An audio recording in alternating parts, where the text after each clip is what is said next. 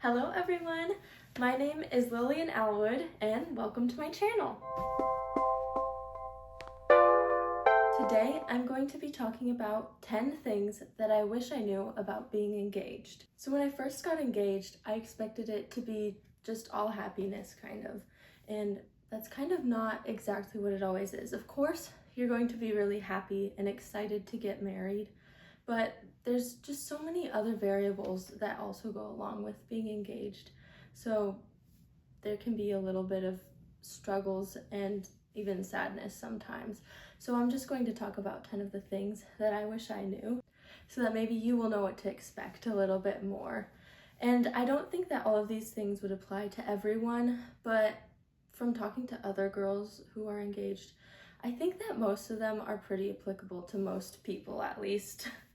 So the first thing that I am going to talk about is unmet expectations. So when I first got engaged, I was super excited, and you're texting people or calling them, whatever, and people are excited for you, of course.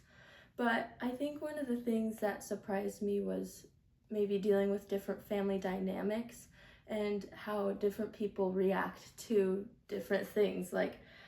My family gets really excited about kind of everything. So it's kind of different joining another family that has a different way of doing things also, which isn't bad at all.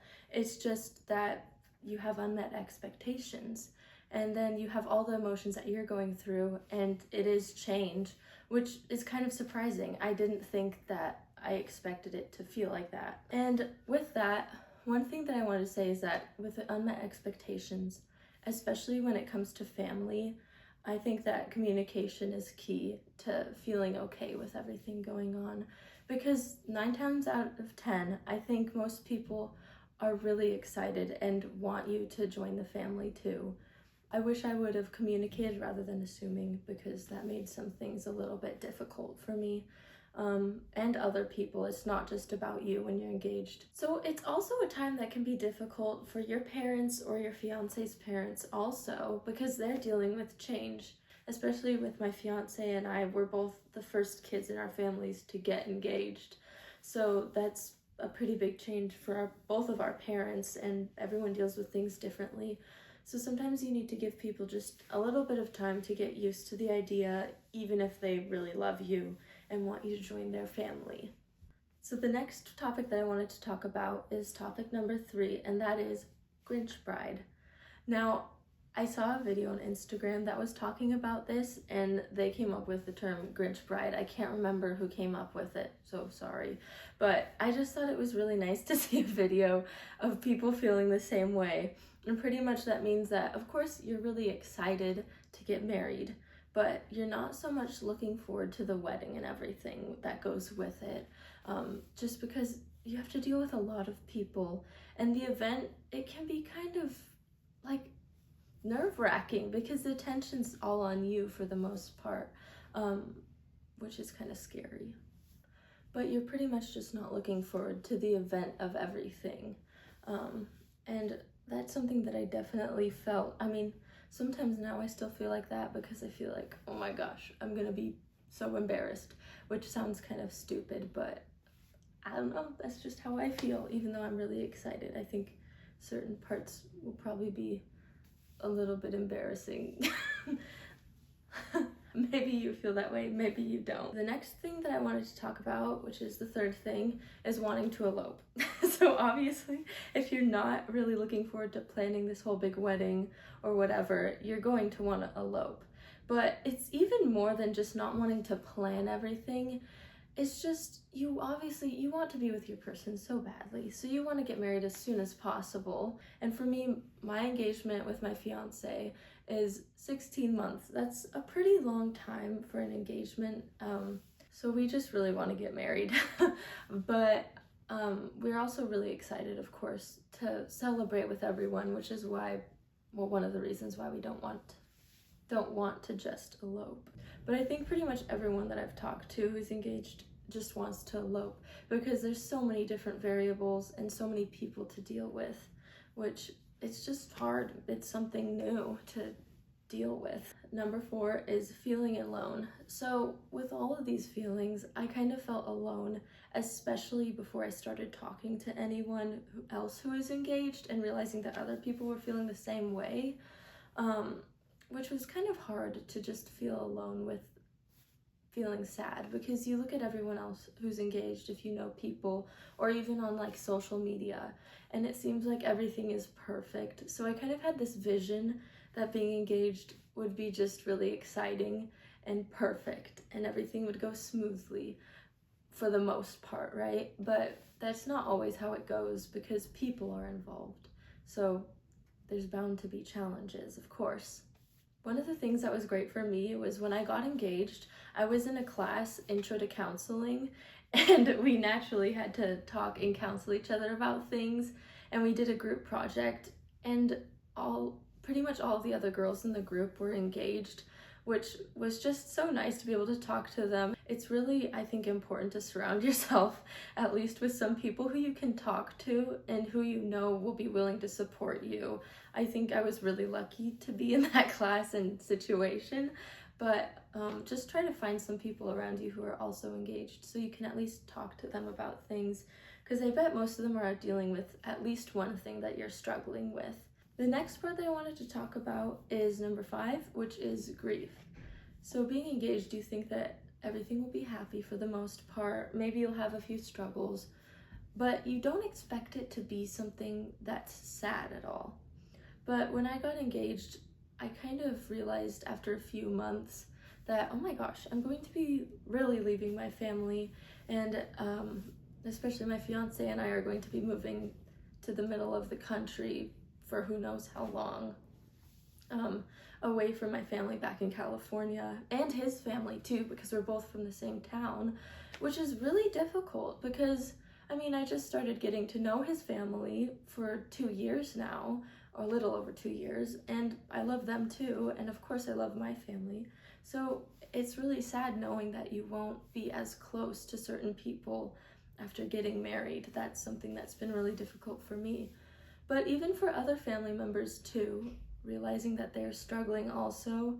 I think maybe mother-in-laws get a bad rep sometimes because they are going to be struggling with like letting go of their son in many ways.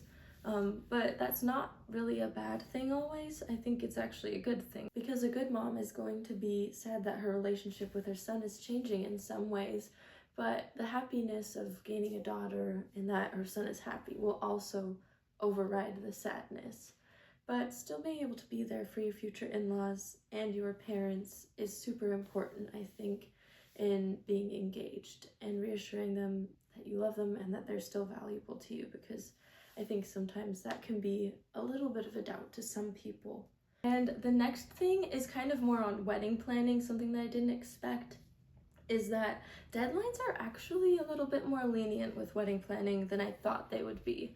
So once I got engaged, I obviously started like a knot profile, because I feel like that's the most common one to start for wedding planning, is using theknot.com.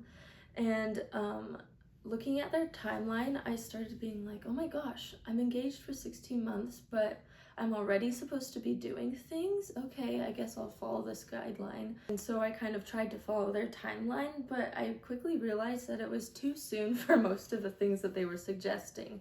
Like for hair even, it was suggesting for me to already have it scheduled, but my hairstylist doesn't even schedule until 6 months out. So, I mean, I'm not going to schedule my trial run until probably the beginning of this summer. But yeah, that's just one of the examples, because a lot of things are more lenient, which is nice to know, especially if you're going to be engaged for a shorter amount of time than like a year. And then the next thing is number 7, procrastination. Now with wedding planning, you'd think you'd be really excited to get it all done and everything, which of course I am, but I also have been kind of procrastinating certain things. Now I am in school and working, so I'm kind of pretty busy, but I've also been kind of procrastinating certain wedding planning things, especially with figuring out how to get everyone's information. That is one thing that you should get done sooner than later once you get engaged, I think, because my parents still are gathering some information for people, even though I've already sent out the save the dates. I have to send out a second round of them. And the next thing, number 8, is a phase of wanting a little more independence in your relationship. So after getting engaged, of course you're going to want to spend time with the person you're with. But I think for me, a time where I was just realizing, okay, I'm going to be with this person forever, like actually now, even though I already kind of knew we were going to be together, like for the rest of our lives.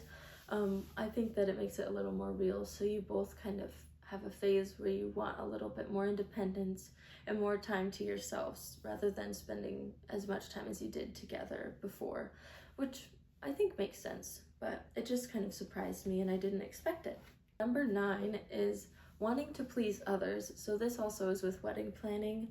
I am a people pleaser, but in a strange way. I definitely think with wedding planning, I want to please people, make sure that everything is not just what I want, but what they want, which might be to an extent that's a little not the greatest. I don't know, I didn't expect to want to please everyone else as much as I want to right now, so that surprised me. And the last thing I didn't expect about being engaged, so number 10, is the influence of social media on wedding planning. So before getting engaged, and especially right once I got engaged, everything in my Instagram feed was weddings. So with looking at social media and what everyone else does, it's kind of hard to have a realistic expectation for what you want your wedding to be like. And it starts making you think of everything like this huge event rather than your wedding where you're getting married. The most important part of your wedding is that you're getting married, and probably your ceremony and all the elements of it, not the decorations or everything that makes it an event, because it's not this big performance, really. It's your wedding above everything else, so those things shouldn't matter. And I think that most of the people are not going to care that much about the little details. Of course, they'll enjoy things that look nice and are fun or really good food, but at the end of the day, they're there to celebrate your marriage and you, and they love you. So I think one piece of advice that is the biggest thing I could say is to just remember what your wedding is about and to not make it a huge production. So yeah, those are the 10 things that I didn't expect about getting engaged. I hope you enjoyed my video, and I'll see you next time. Bye!